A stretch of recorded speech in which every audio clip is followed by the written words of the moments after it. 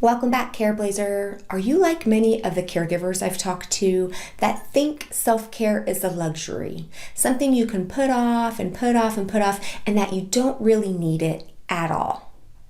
I hope that's not you.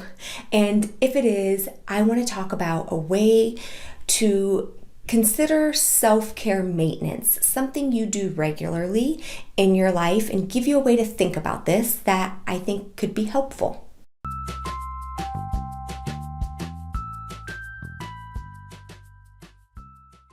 As you know, caring for somebody with dementia is a long road many times.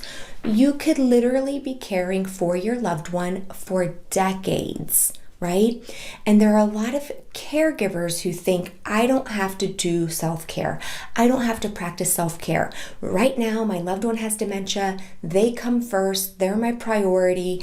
And I can put everything I need for me on the back burner. I can delay my medical appointments. I can cancel dates with friends.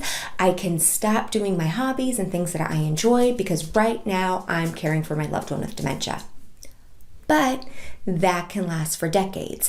And I hope if you've been watching my past videos, then you know I certainly think that taking good care of yourself equals taking good care of your loved one with dementia. I don't think you have to sacrifice one for the other.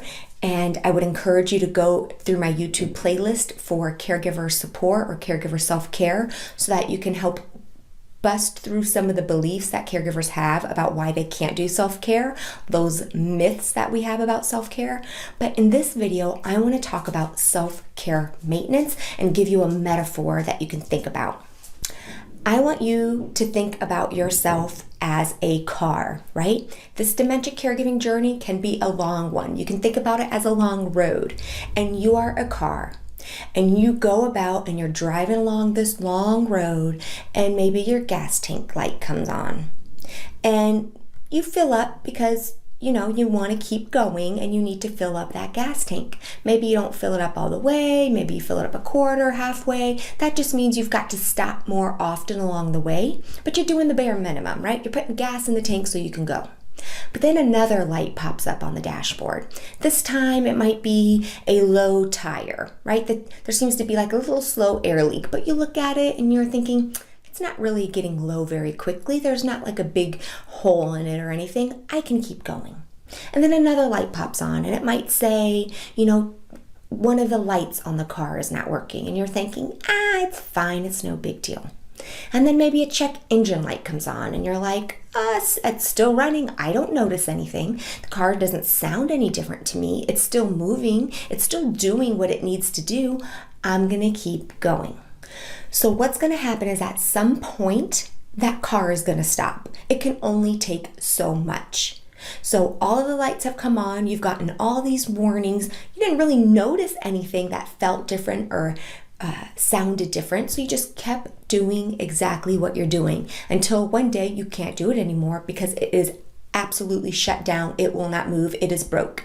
And it doesn't care where you are along that caregiving journey.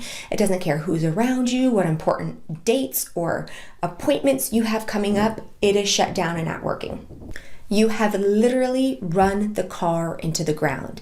That is what many of you are doing right now. And here's the kicker.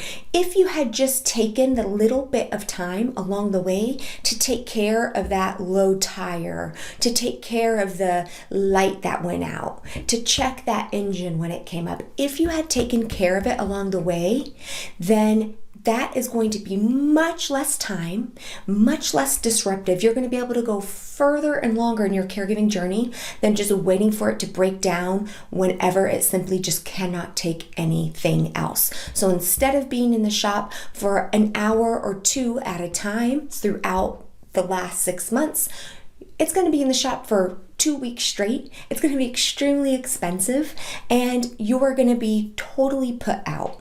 So I want you to think of yourself as a car. How is your car?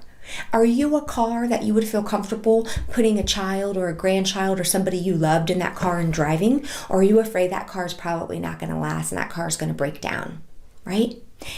Give yourself permission to take care of yourself along the way and not wait until that emergency when you just cannot go any further. That's awful. It impacts so much of your life. It also means for that time, you can't take care of your loved one at all for that huge chunk of time. So don't consider self-care a luxury. Don't consider it something that you can put off and put off and put off until it's absolutely necessary. Once you've waited until it's absolutely necessary, it's not a pretty picture, Careblazer. In fact, it's very scary. It can lead to a lot of negative health consequences for you, and it absolutely interferes with the care that your loved one gets. So think about yourself as a car. What kind of car do you want to be, and is it time for a little bit of a tune-up? All right, Careblazer, I'm going to be back next week with another video. Bye.